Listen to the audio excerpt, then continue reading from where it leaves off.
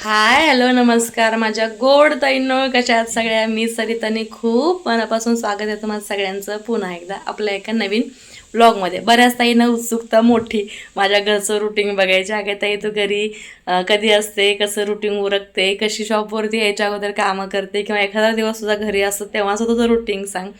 बऱ्याच वेळेला बऱ्याच रुटीनबद्दल बोललं जातं, पण शॉपच्या गडबडीच्या ह्याच्यामध्ये घरचं काय शूट करून तुम्हाला दाखवायचं होत नाही. पण या अगोदर बऱ्याच वेळेला मी मॉर्निंग रुटीनपासून माझं फुल डे रुटीन, पुन्हा इव्हनिंग रुटीन हे व्लॉग शेअर केलेले आहेत. तुम्ही आपल्या फॅमिलीमध्ये नवीन आला असाल तर या अगोदरच्या होमपेजला जाऊन तुम्ही व्हिडिओज बघू शकता. तर आज आहे संडे आणि संडेला मी सुट्टी घेते. शक्यतो काही काम जास्त नसेल घाईचं तर एक दिवस सुट्टी असते घरची. मग घरी मी काही काम करत नाही, निवांत असते, नुसता आराम म्हटलात तरी चालेल. म्हणलं चला मग हे संडेचं तुम्हाला रुटीन जे आहे ते तर दाखवायलाच पाहिजे नाही का. की सुट्टी घेतल्यानंतर सुद्धा आपल्याला किती वेळ आराम मिळतो, किती वेळ कामं असतात, घरची कामं मी कशी उरकते, काय काय रुटीन आहे हे सगळं. तर आता आंघोळ पाणी झालेलं आहे, देवपूजा वगैरे झालेली आहे, आणि सकाळचा चहा झाला, ब्रेकफास्टला पोहे बनवलेले ते झाले. आणि मग लक्षात आलं माझ्या की चला आजचा रुटीन व्लॉग आहे तो बऱ्याच वेळेला शेअर करणं राहून जातं, तर तो आज शेअर करू म्हणून म्हटलं हातात कॅमेरा घेतल्याने सुरुवात केलेली आहे. चला मग किचनमध्ये जाऊया आणि किचनची काय काय तयारी झालेली आहे ते पाहूया. आणि थोडीशी भाजी घेऊन सुद्धा मी आलेली आहे बरं का.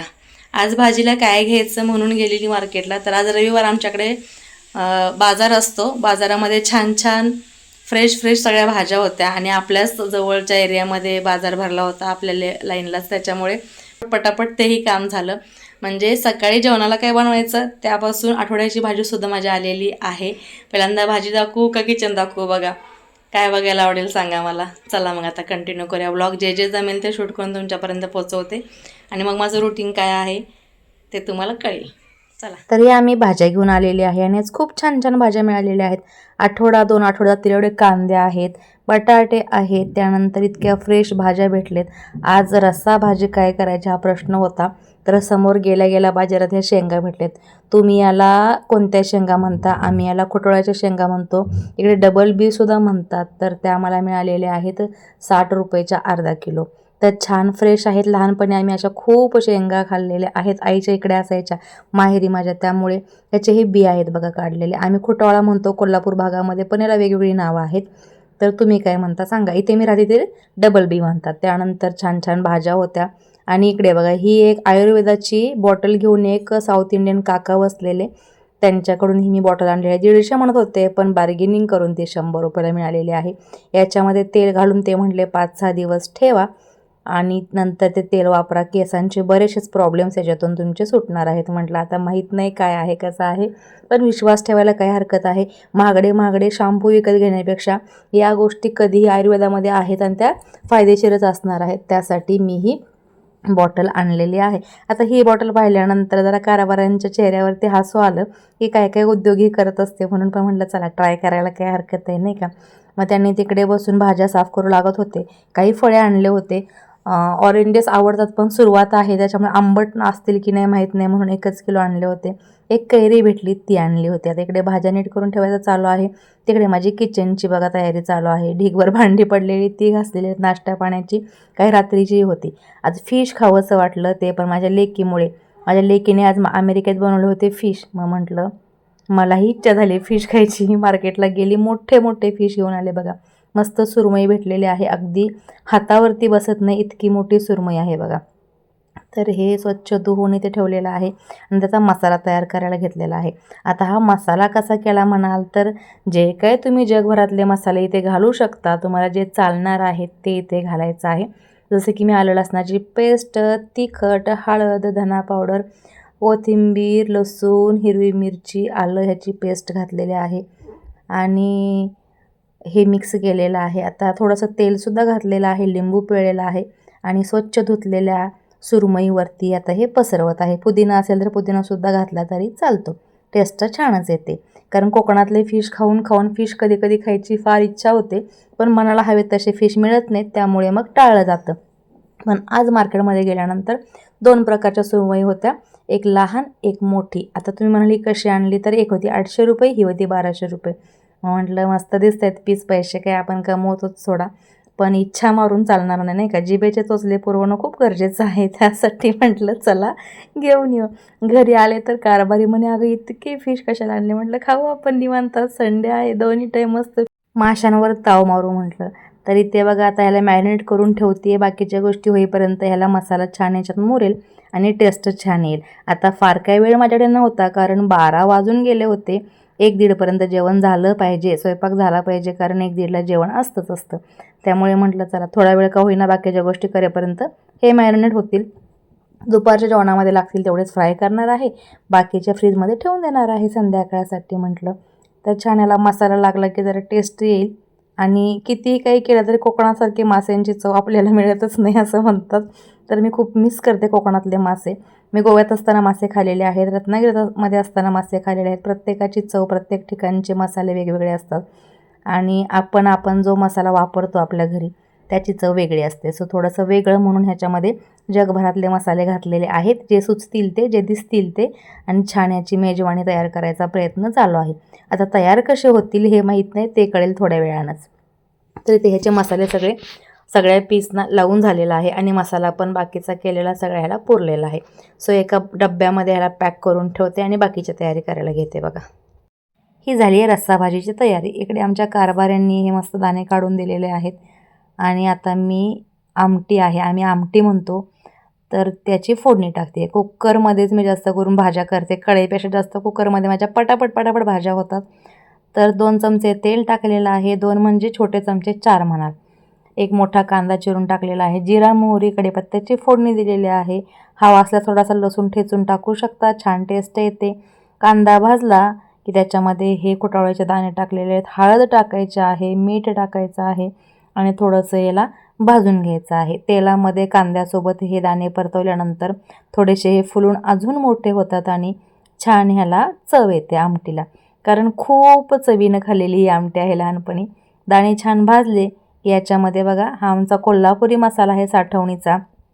बरेच जण कांदा लसूण मसाला म्हणतात, पण माझ्या मसाल्यामध्ये आम्ही कांदा टाकत नाही, त्यामुळे हा कोल्हापुरी मसाला म्हटला तरीही चालेल. आता झणझणीत तिखट खायची सवय आहे कोल्हापूरकरांना, म्हणून 4 चमचे टाकलेत. थोडंसं चवीपुरतं मीठ मागाशी म्हटलेलं त्या पद्धतीने टाकायचं आहे आणि अर्धी वाटी भाजलेल्या शेंगदाण्याचं बारीक केलेलं जाडसर असं कूट टाकलेलं आहे.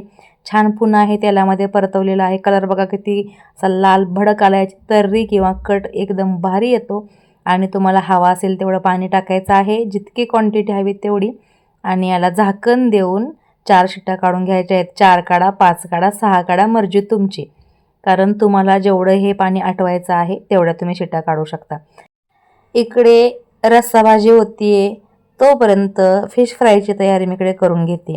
आता त्याला वरती कोटिंग करण्यासाठी इथे तांदळाचं पीठ घेतलेलं आहे, चमचाभर रवा टाकलेला आहे बारीक, थोडीशी हळद, थोडंसं तिखट, थोडंसं मीठ टाकून मिक्स करते. म्हणजे आपण हे वरचं आवरण जे देणार आहे फिश फ्रायला, त्याच्यामध्ये सुद्धा थोडासा टेस्ट यावा मसाल्यांचा, नाहीतर प्लेन लागतं, म्हणून हे सगळं मिक्स करायचं आहे. मिक्स करून बाजूला ठेवून दिलं. बाकीच्या गोष्टी होईपर्यंत लागली हाती इकडे मी भांडीसुद्धा घासून घेते, कारण मग खूप ढीग पडला की कंटाळा येतो, मग घरी असल्याचं आणि सुट्टी घेतल्याचं फिलिंग येत नाही. म्हणून हे सगळे कुटाणे असतात, पटापट होईल तेवढी कामं उरकायची. भांडी घासून ओटा मोकळा झाला, जे 4 भांडी पडतील ती. त्यानंतर इकडे भाकरीसाठी तवा ठेवला होता आणि स्लो गॅसवरती, पलीकडच्या गॅसवरती ते कुकर भाजीचा चालूच आहे. भात तर झाला होता अगोदरच कुकरमध्येच. त्यानंतर इथे फक्त मला 3 भाकरी करायच्या आहेत, प्रत्येकी 1 अशी. चपात्या असतील तर 2, भाकरी असेल तर 1, असं आमच्याकडे जेवण्याची पद्धत आहे. फारसं जेवण कोणाला लागत नाही, सिंपल सोबर आणि साधा स्वयंपाक लागतो. जास्त स्पायसी वगैरे असतं, पण ते अगदी कधी आज स्पायसीचं आहे म्हणा फिश फ्राय म्हणजे, पण सोबत म्हटले एरवी चपात्याच असतात तर आज थोड्याशा भाकरी कर. मग त्या भाकरीचे पीठ मळते, तवा तापायला ठेवलेला आहे. भाकरीचे पिठाची मळणी जेवढी चांगली होईल, म्हणजे आपण जेवढं चांगलं पीठ मळू जास्त वेळ, तेवढी भाकरी छान होते अशी माझी आई म्हणायची. पण ही ज्वारी आहे गावाकडची, त्याच्यामुळे पीठ थोडंसं सैल होतं, कधी भाकरी फुलते, कधी भाकरीमध्येच फुटते, अशा पद्धतीने ह्या भाकरी होतात. थोडंसं पीठ राहिले, आता हे संपत आलेलं आहे. तर मी गावी गेली होती तेव्हा गावावरून थोडी ज्वारी घेतली होती आणि ती ज्वारी दळून आणलेली आहे, ती आता संपायची आहे अजून. म्हणून मी जेवढी भाकरी करायची आहे तेवढे एकदम पीठ मळून घेतलं. त्यानंतर छान त्याचे 3 गोळे केले आणि एक भाकरी ते थापायला घेतली. भाकरी थापणं पटकन होतं आणि सवय असल्यामुळे ही भाकरी अशी पातळ अशी छान थापून होते. आणि तवा इकडे तापलेला आहे. तवा तापलेला असला की भाकरी छान पटकन पचते सुद्धा आणि उलटते सुद्धा. तर चपाती म्हणा, भाकरी म्हणा किंवा कोणतंही काम म्हणा पटापट करायची सवय असल्यामुळे, कारण प्रत्येक कामाला किती वेळ द्यायचा, किती वेळात हे काम झालं पाहिजे हे सगळं पहिल्यापासून कॅल्क्युलेट असतं. त्यामुळे कामं पटापट होतात. पण रोज रोज तेच रुटीन करून आपणही कंटाळतोच ना, शेवटी माणूसच की. मग एखादा दिवस असा अंगात आळस घेऊन उजेडतो की त्या दिवशी खरंच सगळीच कामं रेंगाळतात आणि काही काही कामं स्किपसुद्धा करतो आपण. तुमच्याशी असं होत असेल ना? कारण तेच रुटीन फॉलो करणं म्हणजे मग कधीतरी कंटाळा येऊन जातो आपल्याच रुटीनचा आपल्याला. आणि सुट्टी घेणं म्हणजे बघा किती सुट्टी चालली आहे ते छान माझी. कारण संडेचा माझा सुट्टीचा दिवस, शॉप बंद असतं. त्याच्यामुळे क्लायंट म्हणतात मग उद्या सॅटर्डे असेल तर म्हणतात मग उद्या काय आराम का? आणि मंडे असेल तर म्हणतात मग काल आराम केला वाटतं. आता त्यांना काय माहिती मला किती ते आराम भेटलेला आहे, सगळं हातात मिळालेलं आहे असं होतं. तरीसुद्धा घरच्यांची खूप हेल्प होती आहे. इकडे मी भाकरी करते, भाकरी करता करता बाकीची कामं तिकडे चालू होती. मशीन माझ्या लेकाने लावली होती, भाज्या माझ्या कारभाऱ्यांनी साफ केल्या होत्या. इथे भाकरी फाटली, जसं मी सुरुवातीला म्हटलं तुम्हाला गावाकडच्या ज्वारीचं पीठ आहे आणि थोडेसे दिवस झाले त्याला दळून आणून, त्याच्यामुळे त्या पीठ घट्ट येत नाही आहे. मग गरम पाणी घेतलं तर खूपच अशा वातळ भाकरी होतात. तर ते शाळू नसून हलकीशी ज्वारी आहे, थोडासा काळपटपणा त्याला होता. म्हटलं चला गावाकडनं एवढ्या प्रेमाने आलेला आहे तर शेवटी अन्न आहे ते आपण वापरून का होईना खाऊन संपूया, कारण टाकून मातण्यापेक्षा खाऊन मातूया म्हटलं.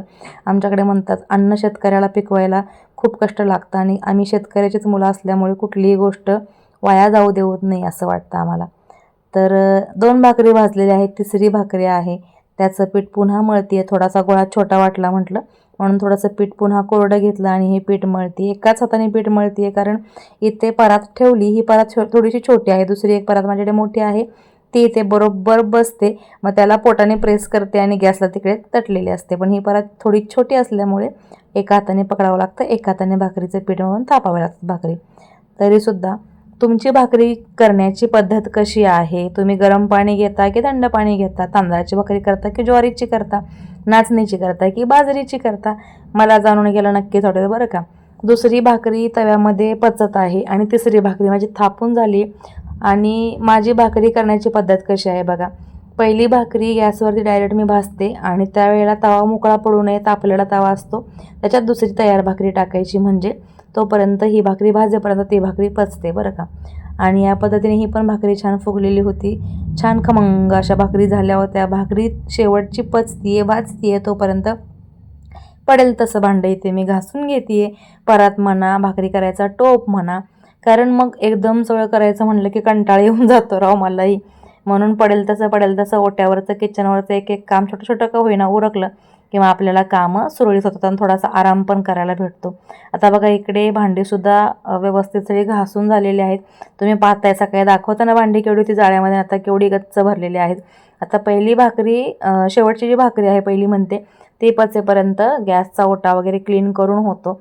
कारण मग पटापट ह्या गोष्टी केल्या की पुन्हा सगळं रखडलं जात नाही आणि आपल्याला इतका वेळ नसतोय की सगळ्या दिवशीची सगळी कामं रखडून ठेवा आणि मग त्याच्यासाठी वेळ घालून ती करा. कारण आपल्याला इथे कधी करेल आणि कधी शॉपवरती जाईल, शॉपवरची कामं उरकणं खूप महत्त्वाचं असतं, प्रायोरिटीवरती ते काम असतं. त्याच्यामुळे इथे लागल्या हाती सगळ्या गोष्टी क्लीन करणं, सगळ्या गोष्टी साफ ठेवणं, जमेल तेवढं शक्य असेल तेवढं मी करत असते.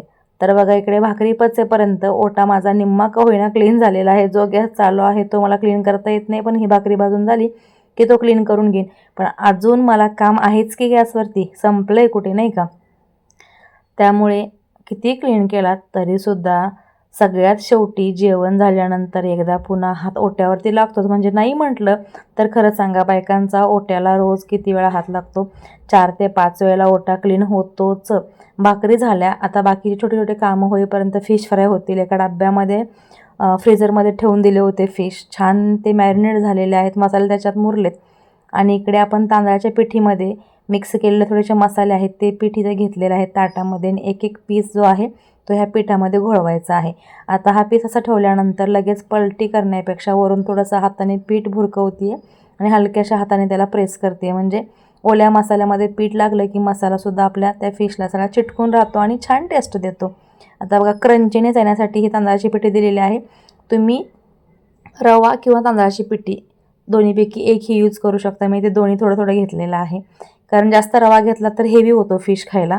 तांदळाच्या पिठीमुळे हेवी होत नाही, म्हणून तांदळाची पिठी घेतलेली आहे.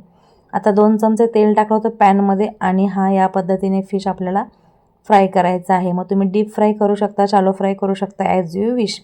आता हे फिश इथे बघा वन साईड छान शिजलेला आहे. एक 4 मिनटं झाले असतील मीडियम फ्लेमवरती.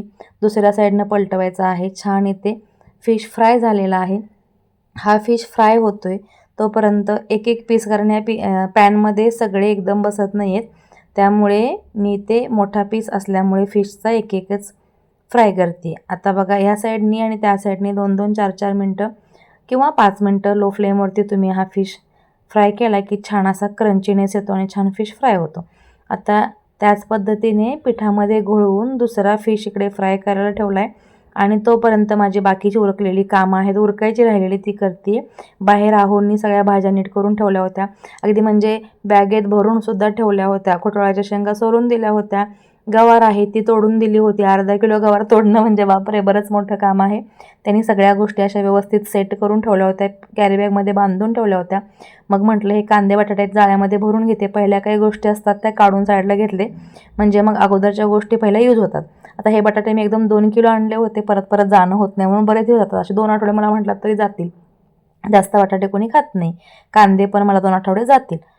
तर हे बघा पहिले बटाटे आणि हे आत्ताचे बटाटे. पहिल्या बटाट्यांची थोडीशी लांबट अशी साईज आहे आणि 2 आठवडे होऊन गेले या बटाट्यांना, तरीसुद्धा याला मोड आलेला नाही. कांदे बटाटे भरून झाल्यानंतर तो फिश फ्राय शेवटचा होईपर्यंत जी रचून ठेवलेली भांडी होती घासून ती ते कपाटात लावून घेते. आता माझं जे घर आहे तिथे काही ट्रॉलीज वगैरे नाहीत बरं का. जर तुम्ही म्हणा लागत ताई तुझं सगळं हे सगळं ओपनच कसं आहे, काही करणार नाही का. आयुष्य जसं ठेवतं तसं आपल्याला राहावं लागतं. बऱ्याच गोष्टी आहेत ज्या की आपल्याला असून त्याचा उपभोग घेता येत नाही. जशी की माझी अजून भरपूर घरं आहेत, पण मला या घरामध्ये काहीच करता येत नाही. त्याचं रिझनही तुम्हाला पुढे जाऊन मी एखाद्या व्हिडिओमध्ये सांगेन. तर हे घासलेली भांडी नितळलेली आहेत ती लावून घेते.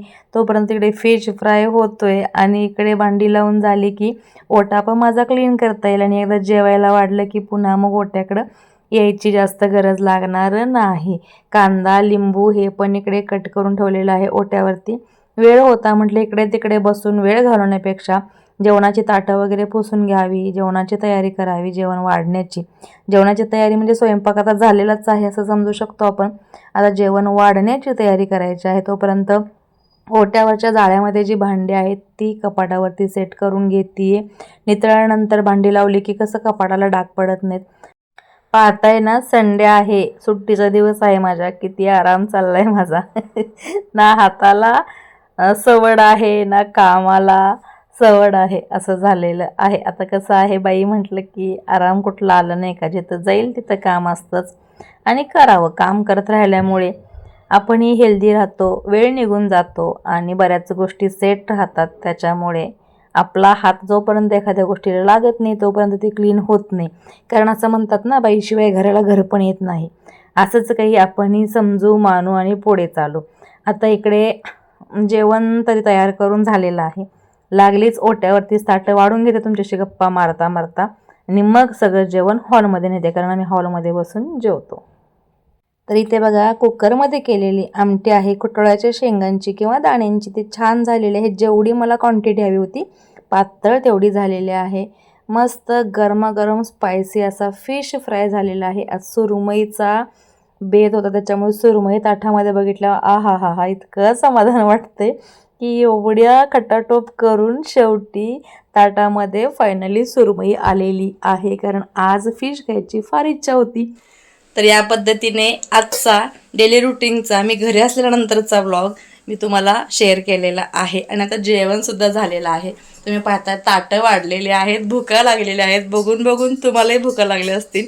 तर या जेवायला आणि असेच व्हिडिओ पाहण्यासाठी काय करायचं आहे, आपल्या चॅनलला सबस्क्राईब करायचं आहे, इंस्टाला फॉलो करायचं आहे, फेसबुकला फॉलो करायचं आहे. मस्त ताट झणझणीत फिश थाळी तयार झालेली आहे. बाय.